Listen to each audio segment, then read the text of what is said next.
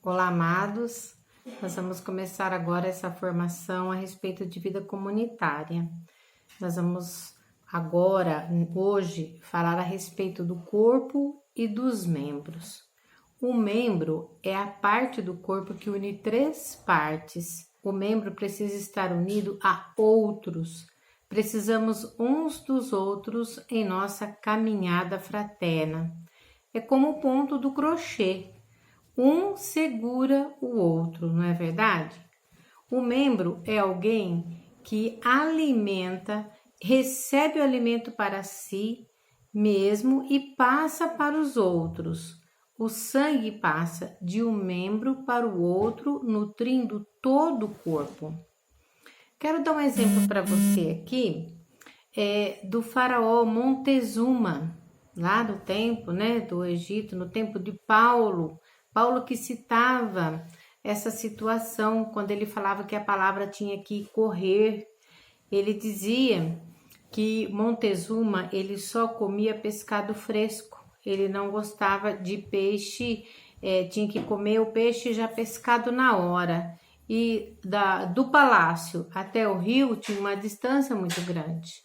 Então o que acontecia? Uma pessoa pescava e cada 1 quilômetro corria e dava o peixe para o outro até chegar na mesa de Montezuma, para o pescado chegar fresco. Então, eles não saíam, eles corriam um tempo e passavam o pescado para o outro. E eles não andavam o percurso inteiro, eles passavam para a frente, É como a tocha. A tocha tem que ser passada, tem uma modalidade, nas Olimpíadas que tem que ir passando o bastão de um para o outro. E assim é a comunidade, Corpo e membros, um precisa do outro, um sustenta o outro. O corpo não anda por aí perdendo os membros, eles são sustentados uns pelos outros. Devemos ser suporte dos outros, entender seus problemas e conflitos. A palavra suportai-vos uns aos outros significa ser suporte. O suporte é aquele que fica embaixo, segurando toda a estrutura. É o pé, é o que fica ali embaixo, é o que mais sofre, A palavra humilde vem do grego, que significa humus. E o que é o humus? É aquele restinho de folha que cai no chão e serve de adubo para o solo.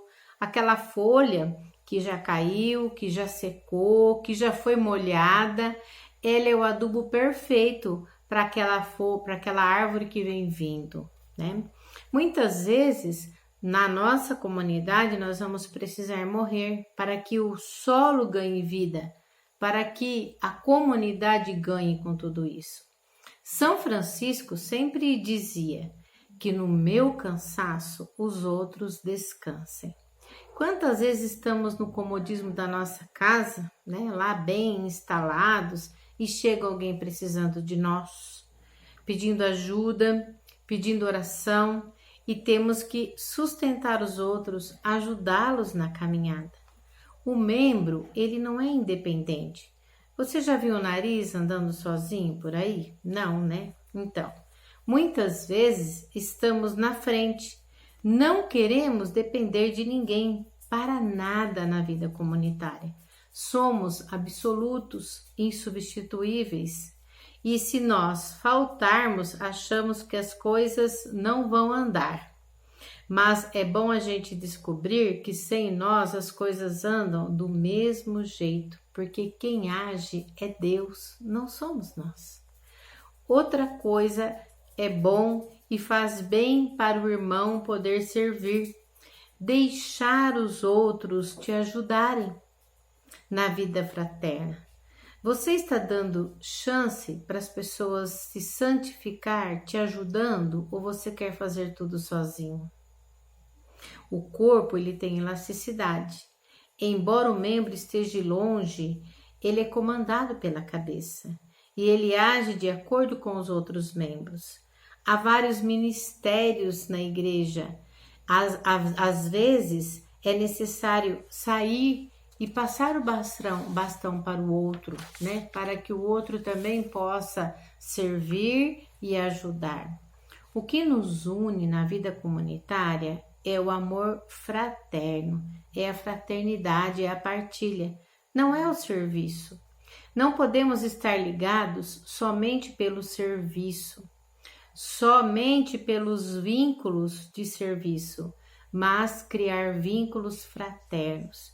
É importante que mesmo que cada um trabalhe num lugar ali dentro da comunidade, mas que tenham reunião semanal, quinzenal, para partilhar as suas vidas, não os seus trabalhos, mas os seus sentimentos, as suas histórias de vida.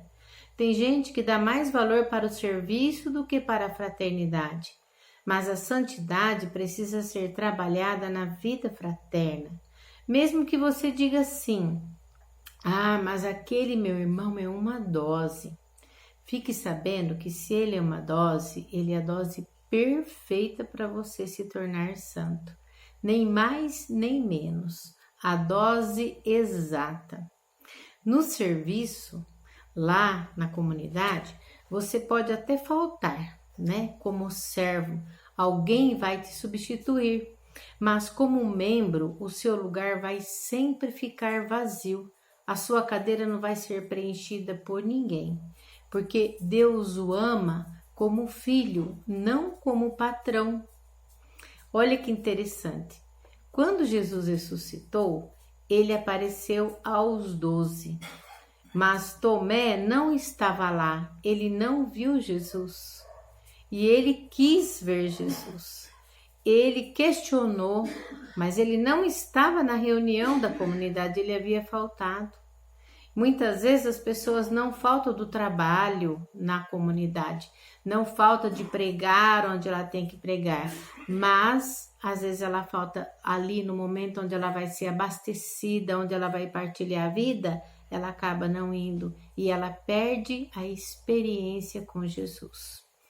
Outra pessoa, né, que deu um pouco de trabalho para Jesus foi Judas. Ele não participava das reuniões da comunidade. Ele era o tesoureiro da comunidade, ele era o econômico da comunidade. Então, ele ficava preocupado em juntar dinheiro para as cestas básicas, para poder ajudar os pobres da comunidade, né?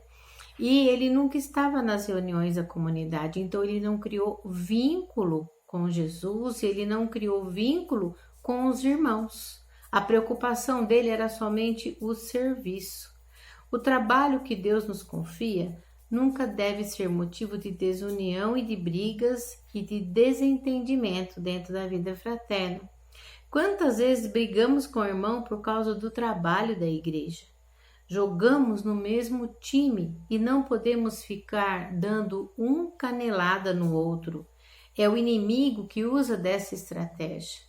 Se você tem um time de futebol, você pode até atacar o seu adversário, mas não quem está jogando do seu lado, né? Isso é incoerência. Isso é uma tática que não é usada no futebol, quanto mais na vida religiosa, na vida espiritual. Cada membro tem uma função. Pode ser que tenha até mais função, 2, 3, 4, mas Deus deu dons para todos e nós precisamos todos servir. Na medida do possível, nós vamos encontrando o nosso lugar, o nosso ministério, né? O que a gente gosta de fazer e o que a gente faz bem, o que a gente faz com convicção, o que a gente faz com unção. E às vezes a pessoa acha que só ela tem todos os dons e que o outro não tem dom nenhum. Não, às vezes não desabrochou, não apareceu o que a pessoa ainda é capaz de fazer. Nós temos que dar tempo ao tempo, né? Tem até uma história de um casal que um padre nos conta, né? Que chegou na igreja e falou: padre, nós mudamos aqui faz pouco tempo na paróquia, nós estamos aqui para servi-lo. Nós viemos de outro lugar e nós gostaríamos de trabalhar na paróquia. Ele falou: olha que bom, quais são os ministérios, os dons que vocês têm? Eles falaram assim: nós temos todos os dons e todos os ministérios. Ele falou: nossa, parabéns! Então vocês já são uma igreja completa, não precisam de mais nada, de mais ninguém. Vocês já estão completos.